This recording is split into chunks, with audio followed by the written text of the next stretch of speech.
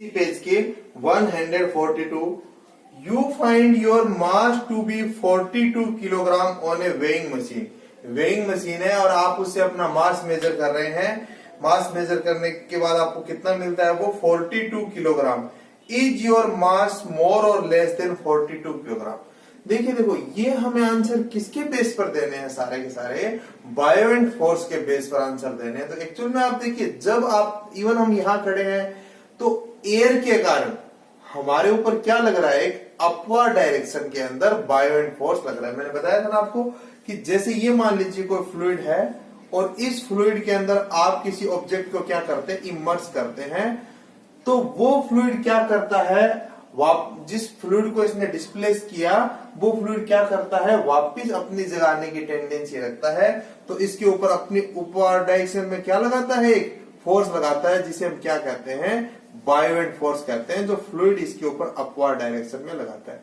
तो वो चीज हमारे ऊपर भी एप्लीकेबल है, क्योंकि हम जैसे हम यहाँ खड़े हैं तो हमने एयर की जगह, ये हम नहीं होते तो क्या होती है यहाँ पर एयर, और उस एयर को हमने हटाया है यहाँ खड़े होने के लिए। तो वो एयर क्या करेगी, हमारे ऊपर बायोवेंट फोर्स लगाएगी अपवर्ड डायरेक्शन में। तो एक्चुअल में हमारा जो मास है वो 42 किलोग्राम से मामूली सा ज्यादा है। तो ज्यादा वाला कहां चला गया, उतना मामूली सा पोर्शन क्यों कम होकर मिल रहा है हमें, क्योंकि उतना बायोवेंट फोर्स के अगेंस्ट चला गया। जैसे आप बकेट निकाल रहे हैं वाटर की एक वाटर टैंक में से, तो जब तक वो उसके अंदर डूबी हुई रहती है, इमर्स रहती है, आपको क्या लगता है, उसका मास कम फील होता है आपको। क्यों कम फील होता है आपको उसका, क्योंकि उसके ऊपर अपवर्ड डायरेक्शन में क्या लग रहा होता है, एक बायोवेंट फोर्स लग रहा होता है, जो वाटर लगा रहा होता है। बाहर निकालने पर भी बायोवेंट फोर्स लगता है, लेकिन वो एयर लगाती है, हालांकि वो एयर वाला बहुत ही कम होता है, लेकिन लगाती है वहां भी। तो इसी कारण से आप वहां दोनों के अंदर डिफरेंस भी देख सकते हैं कि एयर का बायोवेंट फोर्स तो पता भी नहीं चलता है, लेकिन लग रहा होता है, और वाटर का बायोवेंट फोर्स वहां कितना ज्यादा था। तो वही सिचुएशन है, हमारे ऊपर बहुत ही कम लग रहा है वो बायोवेंट फोर्स, लेकिन अपवर्ड डायरेक्शन में लग रहा है। तो हमारा वेट 42 किलोग्राम से मामूली सा, देखिए मैंने आपको मास एंड वेट टॉपिक कराया था, तब भी बताया था एग्जैक्ट टर्म जो है ये इसके लिए मास ही है। हम इतना हैबिचुअल हो चुके हैं कि हम क्या यूज करते हैं, जो टर्म वेट यूज करते हैं। तो आप ध्यान रखेंगे इस बात का कि जो मास है वो हमारा 42 किलोग्राम है, उससे मामूली सा यहाँ ज्यादा है। वो ज्यादा क्यों कम होकर मिल रहा है, क्योंकि वो मामूली सा ज्यादा बायोवेंट फोर्स के अगेंस्ट चला गया। तो आप क्या लिख देंगे, देखिए लिखिए आप इसके अंदर कि our weight is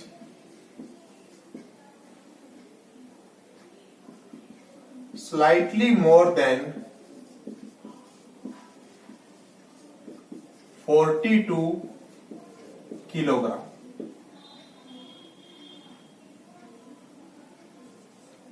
Weighing machine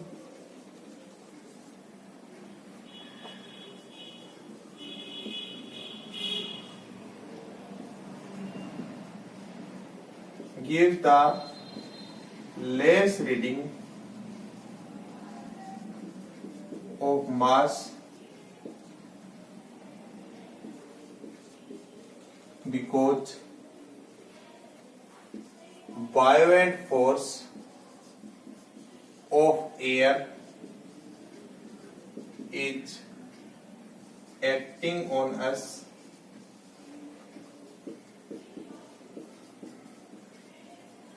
in upward direction। तो मामूली सा कम होकर हमें वो दिखता है। तो ये आप इस चीज को आप ध्यान में रखेंगे। दूसरा देखिए, देखो क्या कर रहा है ये, you have a bag of cotton and an iron bar each indicating A mass of 100 kilogram when measured on a weighing machine. एक आपके पास कॉटन के बैग हैं और एक आयरन के बार, आयरन की पट्टियां हैं, और दोनों का मास कितना दिखा रही है वेइंग मशीन आपको, 100 kilogram. In reality, one is heavier than other. Can you say which one is heavier and why? तो कौन सा हेवियर है, देखिए आपको लगेगा कि दोनों का मास तो 100 किलोग्राम आ रहा है, तो हेवियर कैसे हुआ। तो आप देखिए कैसे पता चलेगा इसके अंदर, आप इतना निश्चित रूप जानते हैं कि जो आयरन है उसकी डेंसिटी बहुत ज्यादा है कॉटन से।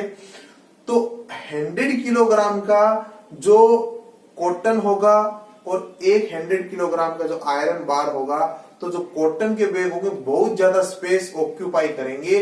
किससे हम कंपेयर करें उसको, यदि आयरन बार से, तो ज्यादा स्पेस में कंपेयर करने के कारण बायो एंड फोर्स भी उसका क्या लग रहा होगा, एयर का उनके ऊपर ज्यादा, क्योंकि ज्यादा सरफेस मिल गई एयर को बायो एंड फोर्स लगाने के लिए। ऐसा कह दीजिए उसने ज्यादा एयर को क्या किया है, डिस्प्लेस किया है कॉटन बैग ने, तो बायो एंड फोर्स क्या लग रहा है उसके ऊपर, ज्यादा लग रहा है। तो ज्यादा अपवर्ड डायरेक्शन में फोर्स लगने के बावजूद भी वो 100 किलोग्राम रीडिंग दिखा रहा है, और आयरन बार है उसके ऊपर कम बायो एंड फोर्स लगने के कारण भी वो 100 किलोग्राम रीडिंग दिखा रहा है। इसका मतलब कि क्या है कि यदि बायो एंड फोर्स, आप ऐसा सोचिए, इसको थोड़ा सा कंफ्यूजिंग है, देखिए कि यदि बायो एंड फोर्स नहीं होता नेचर के अंदर, मान लीजिए नहीं होता, तो क्या होता, देखिए बायो एंड फोर्स नहीं होता तो वो जो कॉटन के जो बैग आपने लिए हैं उनकी रीडिंग 100 किलोग्राम से काफी ज्यादा आती, जबकि जो आयरन बार है उनकी भी 100 किलोग्राम से ज्यादा आती, लेकिन वो मामूली से ज्यादा आती। तो उनके जो ऊपर बायो, क्योंकि आयरन बार को या मामूली से बायो एंड फोर्स को बैलेंस करना है, और कॉटन के जो बैग है उनको ज्यादा बायो एंड फोर्स को बैलेंस करना है। तो जो कॉटन बैग है उनका क्या है कि मास है 100 किलोग्राम से ज्यादा है। तो ये आप ध्यान रखेंगे। तो फिर मैं एक बार समझा रहा हूं, कंफ्यूज नहीं होगा। रियल में 100 किलोग्राम से दोनों ही ज्यादा है, कॉटन बार भी ज्यादा है और आयरन, कॉटन के जो बैग है वो भी ज्यादा है और आयरन की जो बार है वो भी 100 किलोग्राम से ज्यादा है, लेकिन वो काफी ज्यादा है क्योंकि उसके ऊपर बहुत ज्यादा बायो एंड फोर्स लग रहा है। साइज ज्यादा होने के कारण उन्होंने ज्यादा एयर को डिस्प्लेस किया है कॉटन के बैग ने, और जो आयरन बार है उसने कम एयर को डिस्प्लेस किया, तो कम बायो एंड फोर्स लग रहा है, तो उसका 100 से स्लाइटली क्या है, मास ज्यादा है। तो इस चीज को आप ध्यान रखिए। तो हमें इसमें क्या कंपेयर करना है, हमें कंपेयर करना है कि जो कॉटन के बैग है और आयरन बार है दोनों में मास किसका ज्यादा है, कौन हेवियर है, तो आप बता देंगे अब उसको। तो क्या कहेंगे, देखिए cotton bag is heavier than iron bar because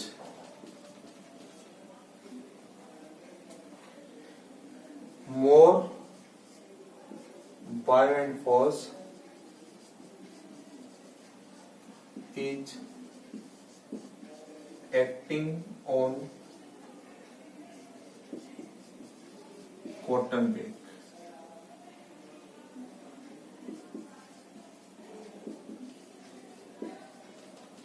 then iron bar, it means cotton bag is giving 100 kilogram reading on weighing machine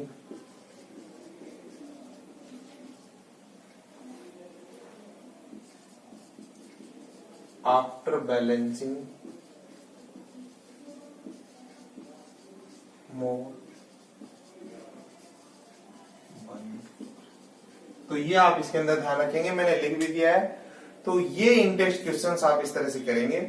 अब देखिए, देखो इसके बाद हम चलते हैं, हमारा जो भी रहा सारा इसका पूरा करा दूंगा मैं आपको। अब इससे पहले वाले पेज पर देखिए कि जो इंटेस्ट क्वेश्चन 141 नंबर पेज के ऊपर है, उनमें लिखने वाला नहीं, सारी चीजें मैं करा चुका हूं, अलग अलग वीडियो बना चुका हूं, उनके लिए आप वो वीडियो देखे जाकर देखिए। फर्स्ट क्वेश्चन है, why is it difficult to hold a school bag having a strap made of a thin and strong string. तो स्ट्रिंग का मतलब रस्सी। तो क्या करेंगे, थिन जब पतली रस्सी से बनाएंगे तो क्या, मैंने आपको कौन सा टॉपिक कराया था, कहां मिलेगा आपको इसका आंसर, मैंने थ्रस्ट एंड प्रेशर नाम से आपको जो टॉपिक कराया है उसके अंदर मैंने लिखाया भी आपको कि क्यों जो आपके स्कूल बैग है उसके जो स्ट्रेप है, फीते जो आपके शोल्डर्स के ऊपर वो वाइडर बनाए जाते हैं। तो वहीं आपको इसका आंसर मिलेगा। तो आपको समझ में आ जाएगा कि थिन जो है क्या होता है, देखिए प्रेशर क्या होता है, अभी आपको वहीं से लिखना, आपको इसको प्रेशर होता है फोर्स अपॉन एरिया। तो सेम फोर्स के लिए क्या है, पतला होने से एरिया कम है, तो इस कारण से प्रेशर क्या लगता है, ज्यादा लगता है। तो ज्यादा लगता है तो इस कारण से उनको क्या है, होल्ड कर पाना बैग को मुश्किल हो जाता है। तो ये चीज आप वहां से देखिए डिटेल से। इसी तरह से दूसरा, what do you mean by buoyancy, तो ये टॉपिक मैंने उसी तरह से आपको कराया, बायोएंसी एंड आर्किमिडीज प्रिंसिपल। तो आप देखिए इसको डिटेल से, आपको आंसर मिलेगा। बाद में भी के वीडियो में भी हम इनको डिस्कस करते रहे हैं। Why does an object float or sink when placed on the surface of water? ये इससे पहले वाला ही वीडियो की कंडीशन फॉर फ्लोटेशन नाम से मैंने बनाया है। तो उसके अंदर क्या है, मैंने बताया कि कोई भी ऑब्जेक्ट है वो कब सिंक होता है, कब फ्लोट करता है, और ये भी हमने देखा उसके अंदर कि क्यों आयरन की बनी हुई एक जो नेल है वो तो वाटर के अंदर सिंक कर जाती है, जबकि आयरन शिप है वो तैरता रहता है, फ्लोट करता रहता है। तो ये 3 वीडियो आपको इसके लिए अलग अलग देखने, तो आपको डिटेल से उसमें समझ आ जाएगा। तो ये हमारे इंटेक्स्ट क्वेश्चन इस पेज के भी कंप्लीट होते हैं। अब एक हमारा एग्जाम्पल रहता है, चलो इसको मैं इसके साथ ही करा देता हूँ, सीधा यहां से तो रिलेवेंस नहीं है, लेकिन इस एग्जांपल के साथ होते हमारा सारा इसका इंटेक्स्ट क्वेश्चंस, एग्जांपल्स और थ्योरी सब कंप्लीट हो जाएगी। नेक्स्ट वीडियो से हम नेक्स्ट चैप्टर स्टार्ट करेंगे। 2 चैप्टर और रहे फिजिक्स के, वो दोनों चैप्टर कंप्लीट होते ही मैं आपको इन सब सारे चैप्टर की एक्सरसाइज भी करवा दूंगा, जैसा मैंने आपको पहले बताया था। तो एक बार ये दोनों चैप्टर भी कंप्लीट कर लेते हैं। तो क्या है देखिए इसके अंदर,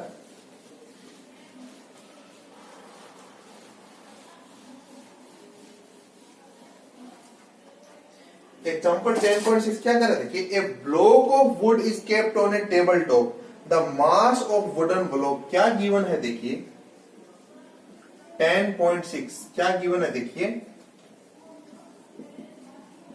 मास आपको गिवन है 5 किलोग्राम और इसकी डायमेंशन यानी लेंथ, ब्रेथ और एरिया, आप डायग्राम भी देखिए साथ साथ। ये पेज नंबर आपको बुक में 139 पेज नंबर वहां से निकाल लीजिए आप। Find the pressure exerted by the wooden block on the tabletop if it is made to lie on the tabletop with its dimension। क्या दे रखा है देखिए, एक तो इसको कैसे रखें फर्स्ट सिचुएशन में, तो कौन से एरिया को नीचे रखें देखिए 20 सेंटीमीटर इंटू 10 सेंटीमीटर, तो क्या आएगा देखिए 0.2 मीटर। जब आप इसको 100 से डिवाइड करेंगे, और ये कितना आएगा 0.1 मीटर। सेंटीमीटर को हमें मीटर बनाना है, 100 से इसको डिवाइड कर दिया और 100 से इसको, तो ये आ जाएगा 0.02 मीटर स्क्वायर। ये एक तो फर्स्ट सिचुएशन में निकालना है, अभी जो गिवन है वही लिख रहे हैं आप मान लीजिए, और इसको मैं यहां लिख देता हूं, फिर सोल्व करेंगे तो दिक्कत नहीं होगी। दूसरा क्या कर रहे देखिए, दूसरी सिचुएशन में कैसे रखा है, इसको कैसे रखा आप बुक से डायग्राम देख सकते हैं, आपको देखते ही क्लियर हो जाएगा कि 40 सेंटीमीटर इंटू 20 सेंटीमीटर इसके ऊपर रखा है। और आपको डिफरेंस भी पता चलेगा कि ब्लॉक वही है, लेकिन अलग अलग रखने से क्या है कि प्रेशर अलग अलग आएगा, तो और फोर्स सेम रहेगा। कैसे देखिए भी करते हैं इसको आगे, तो कितना आएगा वही बनाएंगे तो 0.4 मीटर, इधर 0.2 मीटर, तो कितना आ जाएगा ये 0.08 मीटर स्क्वायर। अब दोनों ही सिचुएशन में आप देखिए फोर्स तो कितना लग रहा है, फोर्स क्या होता है mg, तो आपको वैल्यू गिवन नहीं है जी की, यहां तो मैंने कहा था कि 9.8 होती है, आपकी बुक में भी वही ली है, लेकिन हम जब वैल्यू है इजी बनाने के लिए 10 मीटर पर सेकंड स्क्वायर भी ले सकते हैं। आप हमेशा ध्यान रखिए, यदि आपको क्वेश्चन में गिवन है एग्जाम में 9.8 या 10 तक तो वही लेनी है आपको, नहीं गिवन तो जो आपको इजी लगे, सही लगे 9.8 या 10 जो भी आप चाहे ले सकते हैं। तो मैं 10 से इसको सोल्व करा रहा हूं, तो मामूली सा आंसर बुक से डिफर करेगा।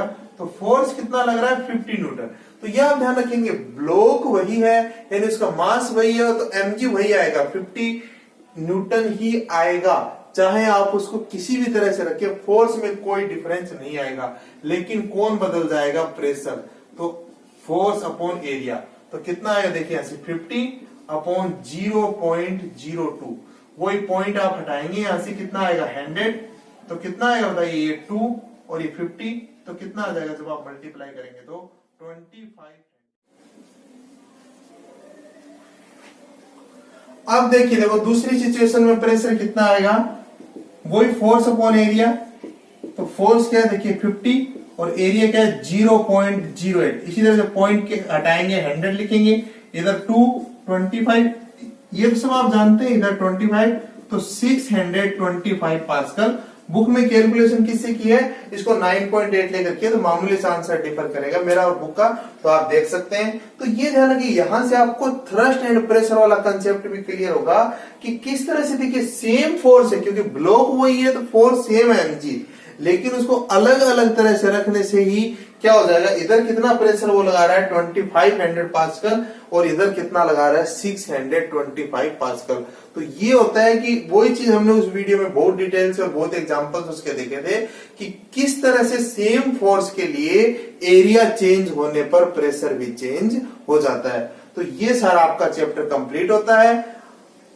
कोई भी आपको डाउट रहता है, 3 चैप्टर अभी तक हमारे कंप्लीट हो चुके हैं, कोई भी आपको डाउट रहता है तो आप कमेंट बॉक्स में लिख दीजिए, मैं एक्सप्लेन कर दूंगा। आज का वीडियो देखने के लिए थैंक यू। और अभी भी आपने मेरे चैनल को सब्सक्राइब नहीं किया तो कर दीजिए और बेल आइकन भी प्रेस कर दीजिए ताकि आपको नए वीडियो का नोटिफिकेशन तुरंत मिल जाए। Thank you.